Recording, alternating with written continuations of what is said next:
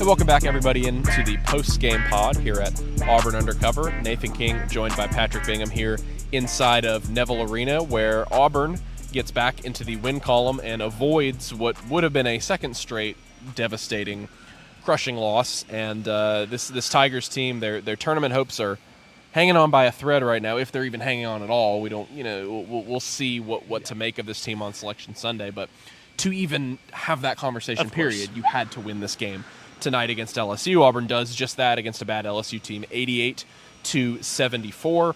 This was a game that started and ended pretty much with Auburn's starting backcourt.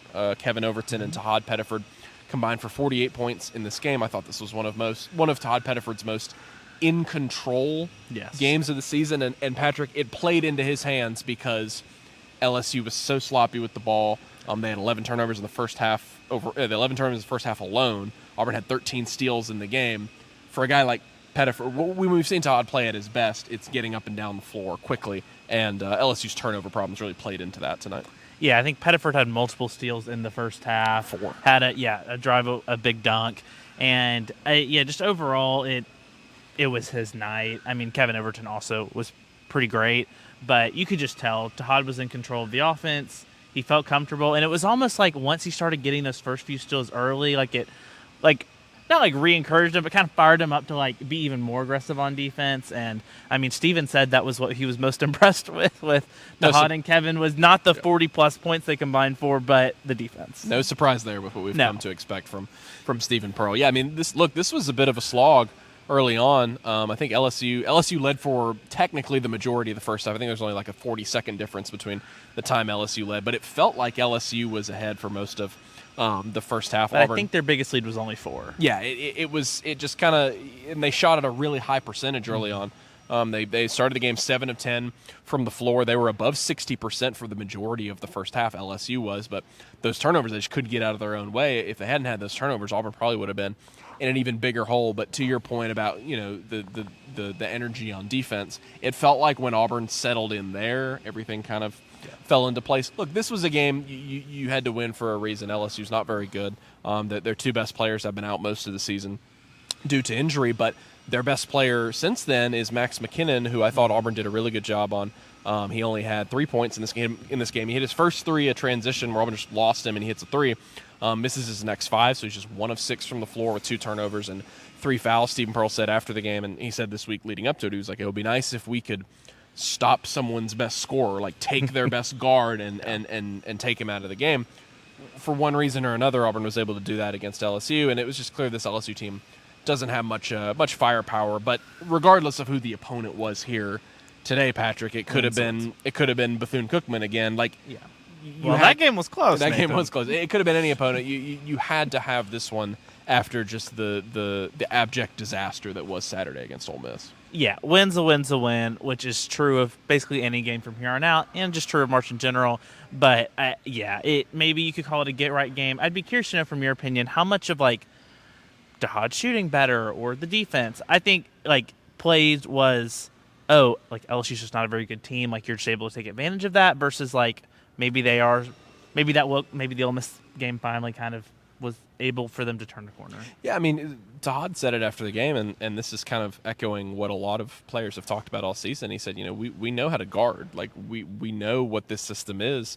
They've done it at a high level. Again, that's just the maddening, frustrating thing about this team over the course of this season, and really for the most part in the month of February, is that you've seen them have such high highs, and obviously with losses in 7 of 8 games, they come crashing down to a bunch of low lows. And so, yeah, I mean, it's tough to really say. I think especially in college basketball, in the month of March, the best thing is to be playing with momentum. And so, like Stephen Pearl said, all they can worry about right now is their current result, their current 40 minutes. And so, check the box for this one, really. I think defensively, this is a tough one for me because, LSU, when they didn't turn it over, they still shoot 55% from the floor. Now, Auburn's scout, and Steven said, Auburn's scout and LSU's personnel lent itself for Auburn to think that they could get into passing lanes more often and shut them down in that way. So 74 points is 74 points. That's going to get the job done. It's a completely different beast at Alabama, I guess, as we'll kind of transition into talking about that one. Anything can happen in that game. It's number one. It's March. It doesn't. Anything can happen in March. It's true. To say Auburn does. I think you can say both at the same time. You can say number one, this is a huge opportunity for them. It would be a huge upset, and they're going to be a significant underdog. But at the same time, you can't sit here and think that it would be surprising if Auburn goes there and plays well and has a chance to win that game. It's just the nature of the rivalry. We've seen that even in, Auburn won last year there in the big 1-2 game, but even in the years before that when they didn't win, they had, huge leads. The team that was the 9 seed and went to Birmingham had this 18-point lead or something crazy. Ended up losing. But yeah, I wouldn't be surprised if this team came out on fire in the big rivalry game on the road with nothing to lose. But it's doing all the little things so that you can actually pull off a win like that. But I think you are in the point where it's to some extent you do have nothing to lose from that game. You're not expected to win, but also what a win could do for you. It could potentially launch you back into the field. That's a really interesting point, and I think the framing of this game is going to be so interesting because you're right. This is, Auburn does have a tournament berth to lose, but to your point, that's not hinging on this game. This game is gravy. This game you can only gain from going to Alabama. Yeah, because you're not unless you just get blown out of the doors. You're not going to get punished. No, no one's expecting. Alabama's the second best team in the league. They're probably going to lock up. They did lose tonight. They lost that Georgia. They're probably going to lock up the 2 seed. Yeah. I saw it's pretty likely that they'll be the second team in the SC behind Florida. Going there on the road again. No one's really going to blame you for that one. Auburn's already had so many quad 1 games, but the flip side of it is to your point. The flip side is what if you win? What if you go there and win? Yeah. And as we'll kind of talk about the tournament outlook now, in my opinion, and I think it's probably the case, if you win at Alabama, I think you're in. Yes. I think that offsets the old. I think a quad 1 road win kind of is the other side of the spectrum from a quad 3 home loss. I would argue a quad 3 home loss is actually a little worse than a quad 1 road win is, especially because Auburn already has a couple of those away from home this season. But I think you're in because the field is so weak, because the bubble's so weak this season. I will say, and I'll be interested, I'm going to write a story later this week looking at other bubble teams again, but I wonder how much of this conversation that we're having down the stretch this season might depend on people that aren't Auburn. Because if you just do maybe the bare minimum where it's obviously you got the win tonight, you lose at Alabama, maybe you pluck one in Nashville before going home. At that point, it actually might be in other people's hands because you saw TCU go on the road at Texas Tech and get a win. That was not good for Auburn. No. Seton Hall getting a win today. That was not good for Auburn. Texas A&M getting a big win over Kentucky. That was not good for Auburn. These other bubble teams, I do wonder if it actually will be the people around Auburn.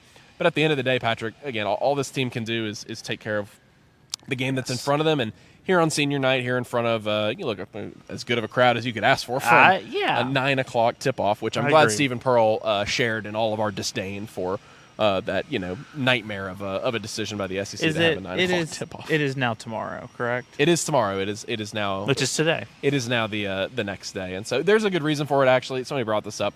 The SEC women's tournament starts Wednesday, so there's only one game in the men's. It's Texas and somebody. Think Texas. So they had to stagger all of them. I was going to say Texas and Oklahoma. I think it's Texas and Arkansas. No, they had to just push all of them onto Tuesday to make way for the women's tournament on Wednesday. Even still, you should never have a game tip at 9 o'clock Central Time, especially after you had a game tip at 5 o'clock Central Time. It's guys, we got to find a happy medium here. We cannot be having these extremes. Regardless of where it was played and who it was played against, Auburn absolutely had to have a win. Here on Tuesday, they beat LSU 88-74. And next up is the regular season finale, a big one, as usual, in the Iron Bowl. Always is 7:30 Central Time.